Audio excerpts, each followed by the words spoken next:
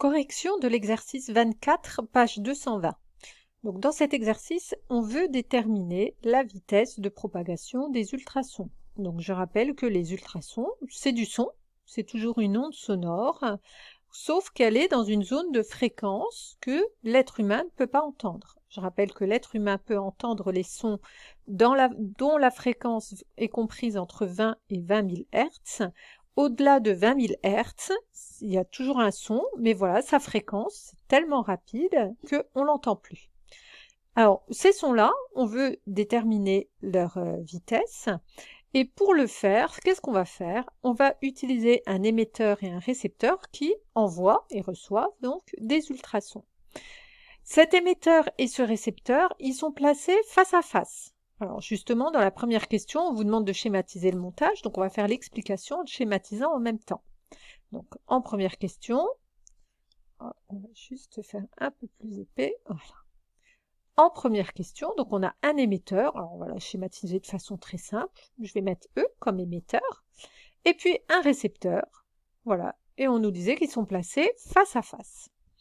Ils sont placés face à face à une distance D de 85 cm, c'est-à-dire que la distance, ici, hop, elle fait combien? Elle fait D est égal à 85 cm.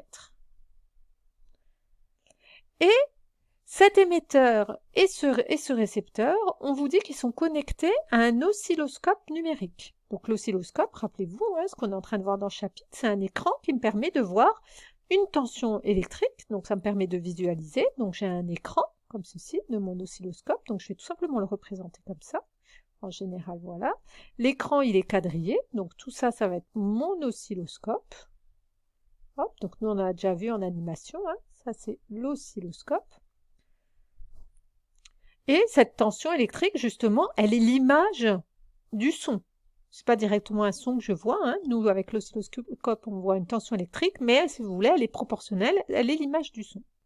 Donc, l'émetteur est relié à l'oscilloscope et le récepteur est relié à l'oscilloscope, ce qui fait qu'on va voir les courbes qui sont dessinées ici. Ça, tout ce qui est là, ça, c'est l'écran de mon oscilloscope. C'est ce qu'il y a là sur mon écran.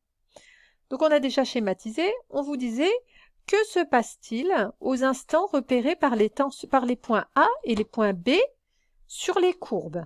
Alors, première chose, on voit que ici en vert, on nous parle d'une salve émise et en bleu, une salve reçue. Donc on a déjà émise, donc ça veut bien dire que là c'est le son de l'émetteur. Donc en réalité l'émetteur, hop, il est en vert. Ici c'est plutôt un fil en vert, puisque c'est celle-là en vert.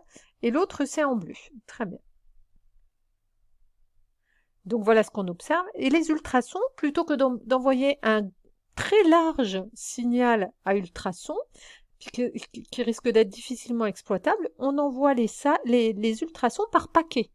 On envoie ici un paquet, vous voyez, les délimités, on va parler d'une salve. Et le fait d'envoyer un paquet, ça me permet de savoir exactement à quel moment je l'ai envoyé et à quel moment je l'ai reçu. On voit bien que si j'avais envoyé quelque chose de continu, ce serait difficile de savoir quand est-ce que j'ai envoyé, quand est-ce que j'ai reçu. C'est pour ça qu'avec les ultrasons, on aime bien travailler avec des salves, des paquets. Donc là, on envoie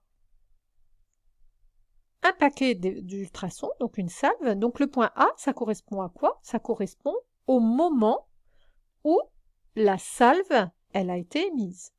Et le point B correspond à quoi? Correspond au moment où la salve, elle a été reçue au niveau du récepteur. Parce qu'en fin de compte, nous, qu'est-ce qu'on fait? On est en train d'envoyer une salve, et puis cette salve, le temps qu'elle arrive là, qu'elle parcourt les 85 cm, ça met un petit peu de temps. Donc c'est ce qu'on peut noter. Le point A correspond à l'instant où la salve a été émise par l'émetteur, et le point B correspond à l'instant où la salve a été reçue par le récepteur. On vous demandait de calculer la valeur de la vitesse de propagation des ultrasons dans les conditions de l'expérience. Est-ce que là directement j'ai une vitesse qui m'est donnée?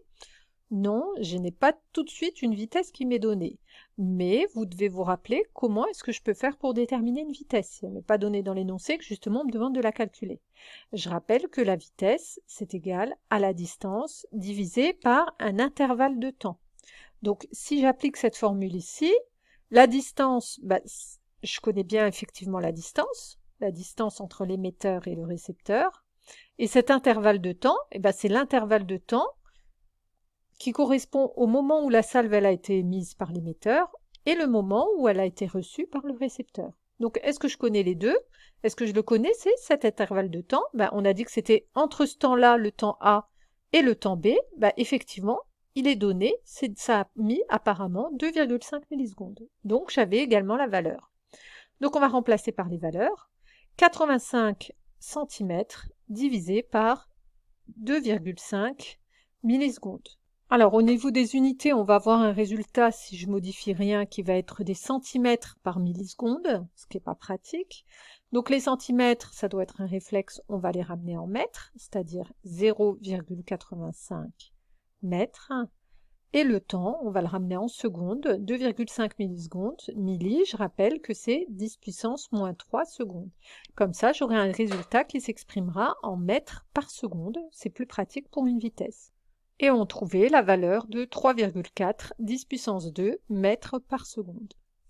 On vous demandait de rappeler la valeur approchée de la vitesse du son dans l'air. Bon, on l'avait dit dans le cours. On a vu que le son ne se propage pas à la même vitesse si c'est dans l'air, si c'est dans l'eau, bref, dans le milieu, la vitesse du son dépend du milieu dans lequel il se propage. Et dans l'air, c'est une valeur qu'on va souvent retrouver, donc qui est plutôt à connaître. Donc la valeur de la vitesse du son dans l'air à température ambiante, elle est de 340 mètres par seconde.